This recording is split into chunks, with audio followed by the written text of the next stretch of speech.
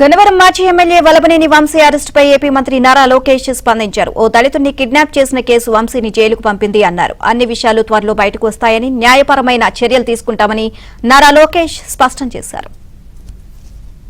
Press meet లో గత ప్రభుత్వాన్ని నిలదీస్తే కావాలని మా పైన కేసులు పెడతాం కానివ్వండి, ఏకంగా మా పార్టీ ఆఫీస్ పైన దేవాలయంగా భావించి తెలుగుదేశం పార్టీ కేంద్ర కార్యాలయం పైన దాడి చేశారు, గన్నవరం పార్టీ ఆఫీస్ పైన దాడి చేశారు.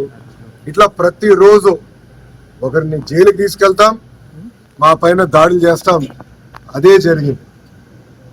నేను ఆనాడు ప్రజలందరూ చెప్పాను, దాదాపు 90 బహిరంగ సభల్లో, యోగలం బహిరంగ సభల్లో ప్రజల ముందల ఎర్ర బుక్ చూపించి ఏ అధికారులు వైకాపా నాయకులైతే చట్టాన్ని ఉల్లంఘించి ప్రజల్ని, తెలుగుదేశం పార్టీ కార్యకర్తలు ఇబ్బంది పెట్టారో న్యాయపరంగా వాళ్ళపైన చర్యలు తీసుకుంటా వాళ్ళని వదిలిపెట్టనని ఆనాడు